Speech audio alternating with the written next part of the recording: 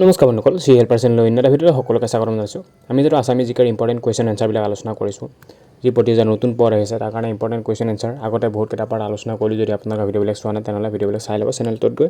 আৰু নতুন যিমানবোৰ পাৰোঁ ভিডিঅ'বিলাক আলোচনা কৰিবলৈ চেষ্টা কৰিম গতিকে ভিডিঅ'বিলাক চাব শেষ কৰি চাব ভিডিঅ'বিলাক মাজতে স্কিপ নকৰাকৈ চাব কিন্তু স্কিপ কৰিলে মাজত কিছুমান জানিবলগীয়া কথাবিলাক ৰৈ যায় গতিকে স্কিপ নকৰিব। গতিকে আজি এই পাৰ্টৰ ফাৰ্ষ্ট কুৱেশ্যন লৈছোঁ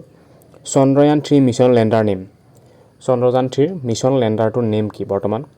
যি চন্দ্ৰযান 3 পঠোৱা হৈছে সেই মিছনৰ লেণ্ডাৰটোৰ নাম কি বুলি যদি কুৱেশ্যন কৰে এই কুৱেশ্যনৰ সম্পূৰ্ণ উত্তৰ হ'ব বিক্ৰম হৈছে চন্দ্ৰযান 3 লেণ্ডাৰটোৰ নাম। Next question the code language of Mughal was মোগলসকলৰ কোড লেংগুৱেজ কি আছিলে বুলি যদি কুৱেশ্যনটো কৰে এই কুৱেশ্যনৰ সম্পূৰ্ণ উত্তৰ হ'ব পাৰ্চিয়ান বা পাৰ্চী ভাষা। মোগলসকলৰ কোড লেংগুৱেজ আছিলে পাৰ্চিয়ান ভাষা বা পাৰ্চী ভাষা। Next question Chandrayaan 3 mission rover name Chandrayaan 3 mission ৰভাৰটোৰ নাম কি ৰভাৰৰ নাম কি বুলি যদি কুৱেশ্যন কৰে এই কুৱেশ্যনটোৰ সম্পূৰ্ণ উত্তৰ হ'ব প্ৰজ্ঞান। ৰভাৰটোৰ নাম হৈছে প্ৰজ্ঞান আৰু লেণ্ডাৰটোৰ নাম হৈছে বিক্ৰম। গতিকে মনত ৰাখিব এই দুটা হয়তো উল্লেখ লাগিব পাৰে ৰভাৰৰ নাম হৈছে প্ৰজ্ঞান আৰু লেণ্ডাৰৰ নাম হৈছে Vikram. Next question Losoong festival from which state Losoong festival কোনখন ৰাজ্যৰ এইটো কুৱেশ্যন যদি কৰে এই কুৱেশ্যনৰ সম্পূৰ্ণ উত্তৰ হ'ব ছিকিম। লুচুং ফেষ্টিভেল ছিকিমত পালন কৰা হয় লুচুং ফেষ্টিভেল গতিকে মনত ৰাখিব ছিকিমত লুচুং ফেষ্টিভেল পালন কৰা হয়। ইয়াৰ পাছত নেক্সট কুৱেশ্যন আছে কোনখন ৰাজ্যক the land of downhill mountain বুলি কোৱা হয় কোনখন ৰাজ্যক the land of downhill mountain বুলি কোৱা হয় বুলি যদি কুৱেশ্যনটো আহে এই কুৱেশ্যনটোৰ সম্পূৰ্ণ উত্তৰ হ'ব অৰুণাচল প্ৰদেশক the land of dawn lit mountain বুলি জনা যায় বা কোৱা হয় গতিকে মনত ৰাখিব অৰুণাচল প্ৰদেশ। তাৰপিছত নেক্সট কুৱেশ্যন ভূপাল গেছ দুৰ্ঘটনা কেতিয়া হৈছিলে বা ভূপাল গেছ দুৰ্ঘটনা কিমান চনত সংঘটিত হৈছিলে বুলি যদি কুৱেশ্যনটো কৰে এই কুৱেশ্যনটোৰ সম্পূৰ্ণ উত্তৰ 1984 1984 চনত ভূপাল গেছ দুৰ্ঘটনাটো সংঘটিত হৈছিলে গতিকে মনত ৰাখিব 1984 ভূপাল গেছ দুৰ্ঘটনাটো সংঘটিত হৈছিল। তাৰপিছত নেক্সট কুৱেশ্যন PMUY কেতিয়া আৰম্ভ হৈছিলে PMUY মানে হৈছে প্ৰধানমন্ত্ৰী উজ্জ্বলা যোজনা কেতিয়া আৰম্ভ হৈছিলে বুলি যদি কুৱেশ্যনটো আহে এই কুৱেশ্যনটোৰ সম্পূৰ্ণ উত্তৰ হ'ব 2016 চনত 2016 এনেকুৱা প্ৰধানমন্ত্ৰী বহুত কেইটা কিছুমান যোজনা আছে যিবিলাকৰ ফুল ফৰ্ম হয়তো সুধিব পাৰে বা কেতিয়া আৰম্ভ হৈছিল সুধিব পাৰে গতিকে ভালদৰে চাব এইবিলাক। নেক্সট গুৱাহাটী উচ্চ ন্যায়ালয়ৰ পুৰণি নাম কি গুৱাহাটী উচ্চ ন্যায়ালয়ৰ পুৰণি নাম কি বুলি যদি কুৱেশ্যনটো আহে এই কুৱেশ্যনৰ সম্পূৰ্ণ উত্তৰ হ'ব অসম উচ্চ ন্যায়ালয়। গুৱাহাটী উচ্চ ন্যায়ালয়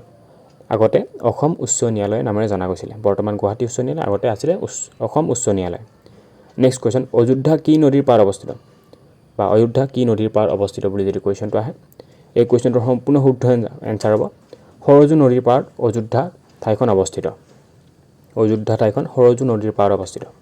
গতিকে মনত ৰাখিব সৰজু নদীৰ পাৰত অৱস্থিত অযোধ্যা ঠাইখন। নেক্সট কুৱেশ্যন কোন ঠাইক হ্ৰদৰ চহৰ বুলি কোৱা হয় চিটি অফ লেক বুলি জনা যায় এই কুৱেশ্যনৰ সম্পূৰ্ণ শুদ্ধ এনচাৰ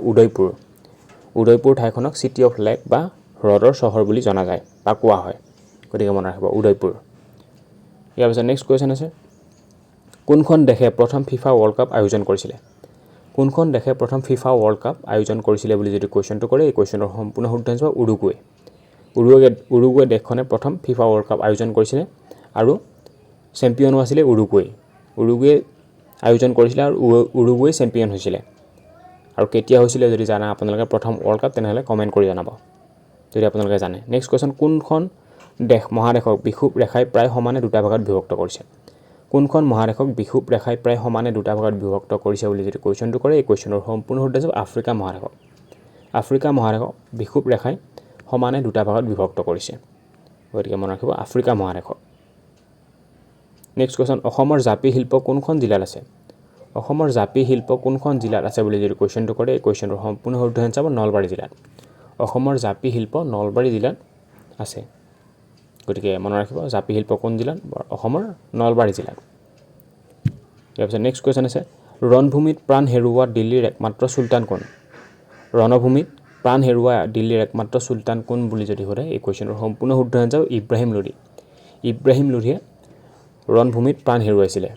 গতিকে মনত ৰাখিব ৰণভূমিত প্ৰাণ হেৰুওৱা দিল্লীৰ একমাত্ৰ চুলতান হৈছে ইব্ৰাহিম লোধী। ইয়াৰ পিছত নেক্সট কুৱেশ্যন